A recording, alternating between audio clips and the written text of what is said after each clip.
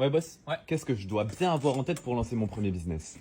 Est-ce que tu joues au poker ou pas? Bah, bien sûr. Bah, tu connais en fait le coup pour voir. L'idée du coup pour voir, c'est que quand tu es au début de ton jeu, c'est-à-dire que tu vas recevoir 2 cartes et là tu vas avoir le flop qui est retourné et pour retourner les 3 premières cartes du flop, il faut que tout le monde ait mis la même somme. Et à partir de là, en fait, tu vas savoir si tes 2 cartes plus les 3 cartes, ça forme en fait 5 cartes assez intéressantes. Ouais.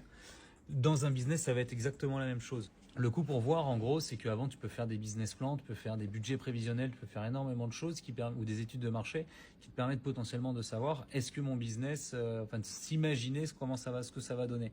Mais concrètement, à un moment, il faut se lancer. Et le coup pour voir, c'est ça, c'est combien ça me coûte de développer mon activité pour intégrer un marché et voir si réellement ça fonctionne. Tu vas avoir des business qui coûtent pas très cher à se lancer. Par exemple, tu achètes un food truck, tu as la location du food truck, acheter ta première matière première et tout, tu en as pour 5000 euros.